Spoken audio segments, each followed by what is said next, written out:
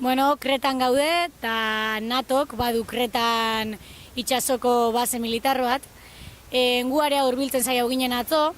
Base hau dago kokauta hola itsasuek arruraka egiten leku baten, holako golko baten, Rezimno ingurutan.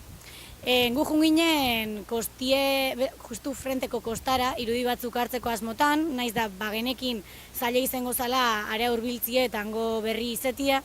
Eta ikusi ahal izan dezuen bezala, nahiko zailtasunok genitun eta ez ziguen utzi irudilek hartzen esanez eremu militar bat zala eta ezin zala lakoik hartu. Bertako herritarrak ineunden, hori grabau genunien, eta haieke harrituta gera uzien, alako jarrerak ikusita irudilek hartzie dekau ziguen nan partetik. Egile da, inok ez dula nahi base hori hemen eotie, hori ez inok ez behintzat.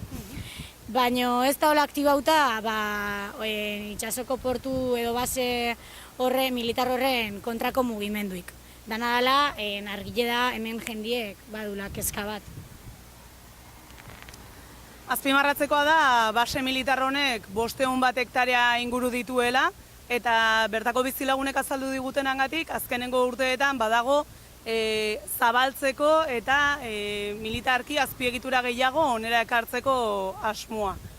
Portaabioiak dituen Europako base militar bakarrenetarikoa da, horre dakarren garrantzia estrategikoarekin, eta aldi berean bizilagunek kezka ere bada, otaneko base hau hemen eraiki zutenetikan, identifikatua dakatela minbizia kasuak biderkatu egin direla.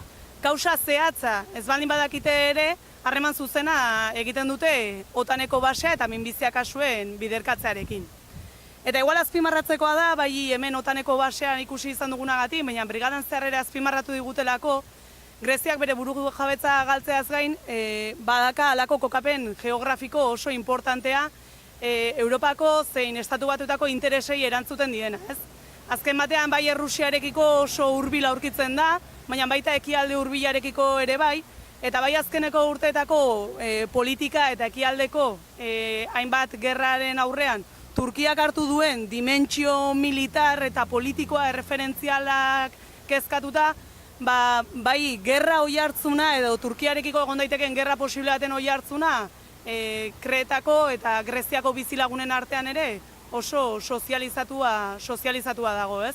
Eta zentzu horretan, bai Europar Batasunak zein Estatu Batuakek hemen Kretako uhartean Turkiatik oso hurbil base militar bat mantentzea edo Balkanetan Errusiarekiko hurbiltasun horretan eraiki nahi duten base militar hori eraikitzeak badaka interes geoestrategiko importante bat Europako zein Estatu Batuetako kapitalarentzat.